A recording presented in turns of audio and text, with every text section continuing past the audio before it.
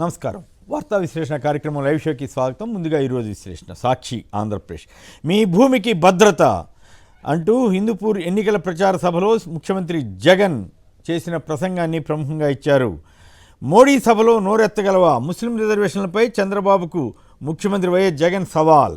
Land titling చట్టం వ్యవహారంలో టీడీపీపై EC కొరడా. దుష్ప్రచారంపై సిఐడి దర్యాప్తు. ఐరాసాలో జగన్ విజన్. అంతర్జాతీయ వేదికపై రాష్ట్ర ప్రభుత్వ పథకాలను పశ్చిమ గోదావరి జిల్లాకు చెందిన సర్పంచ్ హేమకుమారి వినిపించారు.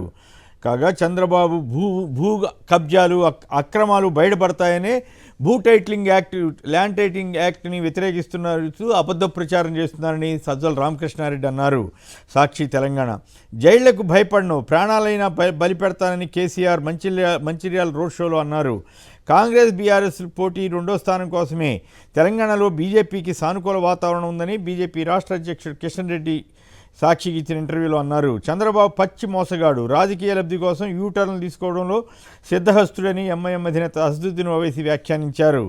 ఈనాడు ఆంధ్రప్రదేశ్. పోలవరం పూర్తికి నాది పూచి అంటూ ప్రధాని మోడీ చేసిన వ్యాఖ్యను ఇంటర్వ్యూను ప్రధానంగా ఇచ్చుకున్నారు. మూడో విడత తొలి 100 రోజుల్లోనే వికసిత భారత్ కార్యాచరణ ప్రారంభిస్తామని మోడీ అంటున్నారు.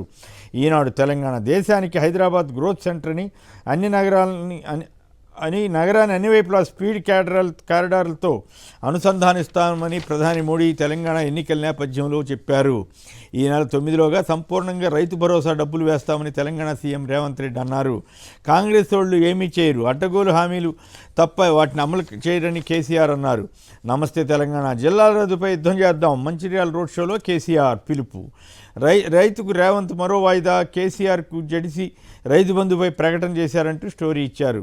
వెలుగు. ఈ నెల 8లోపు రైతు భరోసా పూర్తి చేస్తాం, లేకుంటే ముక్కు నేలకు రాస్తా అంటూ కేసీఆర్కు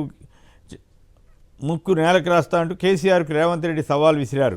ఎంపీ ఎలక్షన్స్ తర్వాత కాంగ్రెస్లోకి 20 మంది బీఆర్ఎస్ ఎమ్మెల్యేలు వస్తారని ఉత్తమ్ కుమార్ రెడ్డి వ్యాఖ్యానించారు. ఆంధ్రప్రభ. కేంద్రం ఇచ్చిన నిధులపై చర్చకు సిద్ధమా అని రేవంత్ రెడ్డి కిషన్ రెడ్డి బహిరంగ లేఖ రాశారు. గాలి మాటలు నమ్మకండి, కాంగ్రెస్ అరిచేతిలో వైకుంఠం చూపిస్తోందని కేటీఆర్ అన్నారు. వార్త. నేడు అమిత్ షా నిజామాబాద్, కాగజ్ నగర్లో ప్రచారం చేస్తారు. రాహుల్ గాంధీ గద్వాల, నిర్మలలో జరిగే బహిరంగ సభల్లో పాల్గొంటారు. ప్రచారానికి వడదెబ్బ. ఉదయం సాయంత్రం వేళలకే ప్రచారానికి పరిమితమవుతున్నారు.